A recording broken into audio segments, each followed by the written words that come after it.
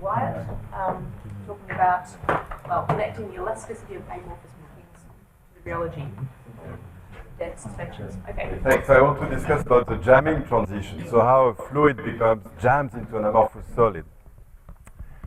And I want to compare two situations, a priori different. And the first one, I will call it the unjamming transition. So you start from frictionless soft particles, for example, emulsions, and you have a packing of a random packing of particles, and then you control the pressure, and you lower the pressure continuously until it vanishes. And if you look at the elasticity in the system very close to zero pressure, it is very singular. It's very weird. For example, you can look at the response to a point strain, like swelling a particle. It's very homogeneous when you're far away from the critical point, but when you're close to it, it's very heterogeneous, and you have a length scale characterizing the force change that grows. And there is another jamming transition that was discussed a lot here. I'm thinking about dense granular flow. I'm going to focus more on suspended particles. And here you control the anisotropy of stress, and when it's large, it's flowing, and when it reaches some critical value, you jam. And you find that the rheology seems to be singular close to jamming. You have exponents that characterizes it. And you also have a growing length scale. You can see this length scale, for example, from non-local effects. When you look at an inclined plane, the angle fixes the anisotropy of stress. At some angle, you have the transition, but you see that finite size effects grow larger and larger as you approach this transition. Okay? So the philosophy of this talk is, I want to understand something about this problem, but instead of starting from the dilute regime and doing kinetic theory, I want to start from the solid phase. And the contention is that at least in simple models, very simple models of suspension flow, there is actually a mapping between those two problems, okay? That allows you to say something about the rheology. So first I need to talk a little bit about this unjamming transition, and the key aspect of it is elasticity. So let me remind you some aspect of linear elasticity. All linear elasticity is contained in one linear operator, which is called the stiffness matrix M, that relates a force field. This is my notation for a force field on every particle, and the linear displacement associated to it. Okay? So from this matrix, you can define vibrational modes. These are just, if you were not dissipating, these were just the displacement fields that oscillate at a given frequency. They are just the eigenvectors of this matrix, and the frequencies are just proportional to the square root of the eigenvalues. So one quantity that's very important in solid-state physics is the histogram of those frequencies. It's called the density of vibrational modes. And you know that for a crystal or a continuous elastic solid, you can compute that just because modes are just plane waves. You have a linear dispersion relation, so counting the frequency is just like counting the wave vectors, and Debye a while ago told us that the density of state in a normal solid should grow like omega square. If you look at a solid that's about to unjam, this is very different. And what you find, this is this curve here, which is at the critical point, is that instead of vanishing quadratically, it actually does not vanish the density of state, which means that those packing, when they're about to unjam, they have many soft modes. When you go away from this critical point, you recover a normal behavior at lower frequency, but you have a frequency scale, that scale like the excess coordination, how much contact you added when you compress, above which you still have many soft modes. Okay? So I'm not going to do the theory of that. I'm just going to tell you that you can actually compute many aspects of elasticity near this point. And one path to do that is to think about percolation models. So you know about percolation, you add, for example, resistors on a lattice, and you ask, when, for which density of resistors can I pass a current from one side to the other of the system? Well, you can do the same thing with springs, and there you ask, if I impose a force here, do I move particle on the other side of the system? That's called rigid percolation. And there is actually a tool to study elasticity in those kind of problems. It's called effective medium. It's essentially a perturbation theory around the crystal state. You do a perturbation and disorder, but in a self-consistent way. And it turned out that this approach captures a rigid transition and many of the singular aspects of the elasticity in your jamming. So in particular, you find that the density of state indeed has a plateau where you expect it at a frequency scale like the distance in coordination to threshold. And you also have a length scale that diverges, for example, the length scale associated to a point response, and it diverges like 1 over the square root of the change of coordination. Okay, so now let me dive into the flow, and I'm going to look at the most simple model of suspension flow that you can think about, where you neglect friction, you have hard particle, frictionless, and you don't put hydrodynamic interaction. So the only thing you put is that you have a solvent that's moving affinely, like that, and your particles want to track it, which means that if they move in the referential of the fluid, they receive some drag, which is proportional to the difference of their velocity with the fluid where they are located. Okay, and so although it's very simple, you find that the constitutive laws, if you just look at this model numerically, are very similar to what people find, say, at Marseille when they do experiments at control pressure, or the more realistic simulation of Jean Noël, for example. Okay, so it looks like, yes, just to illustrate, where am I? Just a movie, so this is just what's going on. Slight difference of packing fraction. Colors just indicate the particle size. Black segments are the contact forces. Here you're just slightly more away from the transition, but when you get closer, what you see is that the dynamics become very jerky, and locally you're essentially already jammed. So one of the questions is, what is this length scale on which you're jammed? Okay, so I need to do just a little bit of linear geometry. So if you have your particles are forming networks of contacts, you can think about a graph where you would have a node at each center of the particle and a link for the contact between particles. And there is a linear operation that's very important for us, and it's very simple. It's a following question: if I move the nodes, how much do I change the size of the links? And it's very easy. It's just the relative displacement of the two nodes projected on the direction of the link. Okay, that's for each contact. You have such a relation. You can write it for all contacts at the same time in this compact form, and that defines this S operator that goes from displacement field to contact space. One result I would ask you to believe, I mean, it's an old result, is that the stiffness matrix in a graph where all the springs have stiffness 1 is just S transpose S. Okay, now this model I told you about, it turned out that you can solve it and express the viscosity.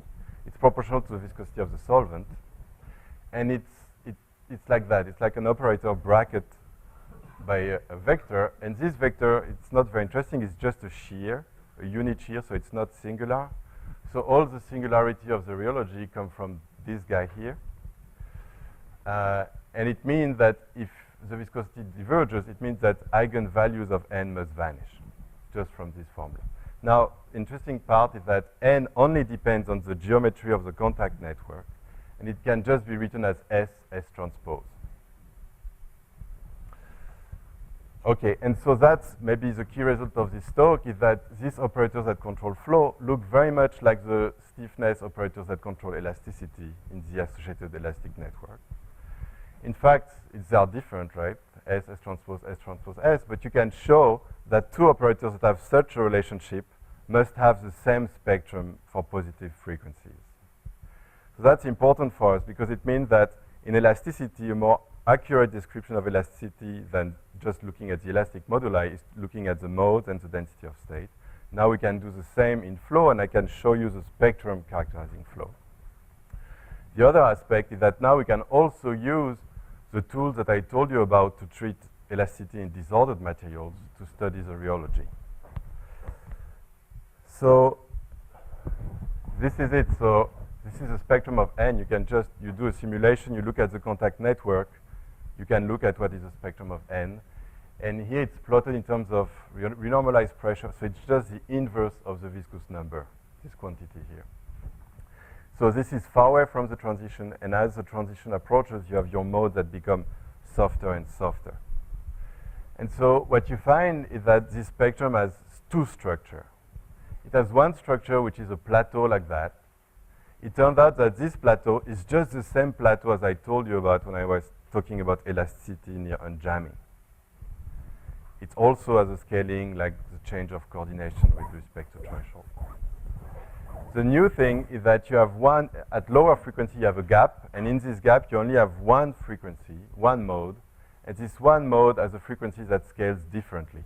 So you have biscaling in this spectrum, so it's more complicated than isotropic unjamming.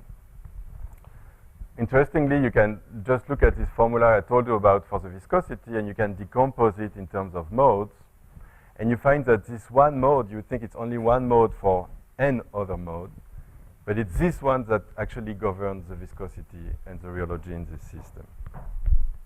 Okay, so now I'm going to tell you about modeling that. So the most naive model would be to say, well, the contact network made in flow is just a random network, just random. And that's good because random networks, those are the sort of things that we can trick analytically with effective medium. And so if you look at such networks, you can look numerically at their spectrum, but also compute it analytically. And what you find is that indeed you have a gap at low frequency and a plateau of modes where you want to have it. So these simple models capture already most of the spectrum of flow, but not the one mode that actually plays a very important role. Now, effective medium also allows you to test for the local response. And what you find is that when you are closer to jamming, when you increase the coordination, you're less and less floppy. The response is more and more extended, and the theory predicts such length scale, and you can actually collapse your data. Okay? So that's for this model. Now we have a prediction for this part of the spectrum looks great. Now we have a prediction for the length scale, which we can check in flow. So we have actually two ways to check it in flow. We can look at collisions. So what I show here is every 100 collision, I show you the effect on the rest of the packing. So you see that here it's very dense. You don't have binary collision. When you make a new collision, you affect the stress in a sort of ball. And you can look at the scale on which you affect stress. That's what's plotted here. And you see that if you rescale it by this length scale I told you about, it collapses well, except here where you have finite size effect. So collision affect flow on this scale I told you about. You can also look at correlation of velocities, and you find that they are governed by the same scale. Okay, so this simple model seems to capture the length scale. So the length scale for sheared flow seems to be the same length scale as for unjamming in terms of coordination. Now, the problem is that this model, as I told you, it does not capture this one single mode at low frequency. And so although it works for the length scale, and it works for a lot of the spectrum, it completely fails to capture the rheology.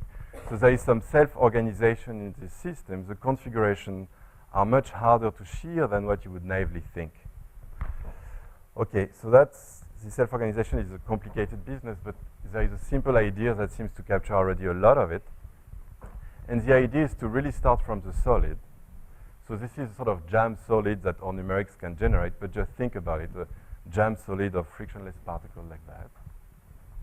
And now we're going to assume that the configurations that you visit in flow are equivalent to such jam configuration to which you would have given a kick by increasing the stress. So what would happen if you give a kick to a configuration like that is that you would start to flow because you would open some contacts. But the key thing is that those contacts that you are going to open are not random. They are the weak contacts, those carrying weak forces. And the key idea is that if you remove to a packing weak forces, the forces are still going to be almost balanced. And because the forces are going to almost balance, our formalism tells us, we can show it, that the viscosity is going to be much larger than expected. So you can just compute it. And you find in this model that the viscosity explodes. Before, in the former model, it was like 1 over delta z. And now it's much larger. There is an exponent closer to 3. What matters here enters another exponent, which is associated to the distribution of contact forces. So at low forces, there is an exponent characterizing how many contacts are about to break. Okay? So if you look at such a packing and you remove the weakest forces and you look at the spectrum, you essentially find what we had in flow.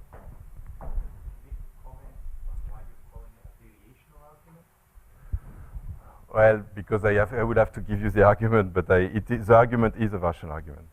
Because n is a symmetric matrix, So you can use that, like in quantum mechanics, you can give a bound on the eigenvalues of n. That's essentially what's going on there. So, so this is a summary of the results. So you predict a viscosity that diverges like that in this model, and that's very closely related to what we see. You have two frequency scales, so that works well.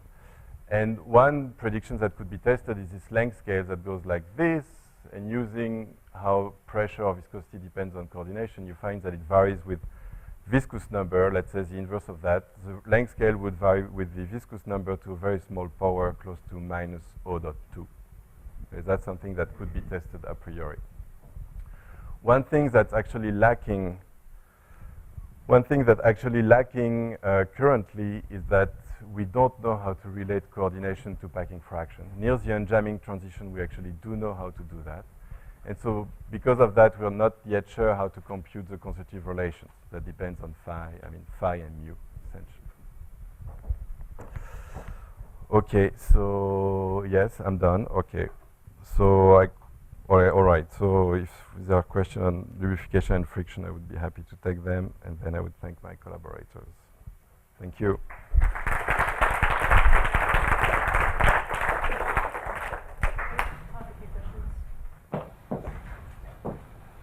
Could you give us some idea of how the viscosity was calculated from the stiffness matrix? Is it from the stress-stress correlations? So this derivation here? Yeah. Okay, so it's too bad I don't have the slide, but it's okay. So it's essentially you have three constraints in this model. One is no overlap. In terms of this operator S, it means that S/V, the velocity field is 0. Okay, so that's your first constraint. Then you have a relation for force versus velocity. And then you have the fact that force must be balanced on each particle. You have three equations and you can solve them. And that's what it is. I mean, it's derived in this paper that it's there. But the other way to get it is from the stress-stress correlations. Oh, you mean once you have the... Okay, so what you can resolve is the contact forces in every link. And then you look at it projected in the direction of the shear. So you get the Green-Kubo relations, and then you can compute exactly the contact force in every link, and then you see what it tells you for the stress carried by the particle. I'm quite intrigued by this evolving contact structure. Sorry? The evolving contact structure, which I think is encoded in your S. Yes. So have you looked at the statistics of the eigenvalues of that in the sense of a random matrix? Oh, you mean, okay, so we looked at their density a lot. We also know, what we know about those modes here is their spatial correlation. So we know the density. In terms of the eigenvectors, we know the displacement correlation function. Actually, it has some correlation length that decays like 1 over the square root of the frequency. Now, if you're asking me about level spacing and things like that, no, we didn't really look at that. Because it does not really, it's not really important for the rheology, although it's interesting. So I think the anisotropy played a role somewhere, but I'm not quite sure if it was a nuisance or if it was important. For instance, when you put the stress on your system. So exactly, so I can tell you two things. The anisotropy in this argument is important because what matters is that the fact that you're almost force balanced when you remove weak contacts would imply that you can show one eigenvalue at very low frequency. But for this to matter, you need this eigenvalue to look like a shear. Right. Because otherwise it would not couple to the shear and it would not contribute. And Right. the reason why it couples to a shear is because you start from a set of contact forces that are balanced and anisotropic. Okay, so here it's important. But I should say that we are also doing numerics where we just swell particles, completely isotropic, same viscous dissipation, just find the same. So in terms of exponent, of viscosity and so on, it doesn't seem to be important, the fact that it's anisotropic. Any more questions? Oh, one more question, sorry. Just so the divergence of the length scale has nothing to do with the divergence of the viscosity in some sense. Okay, so that's, well, there would be an assumption to relate the viscosity as saying I have clusters that move in a coherent way, And that would give you a wrong estimate of this length scale.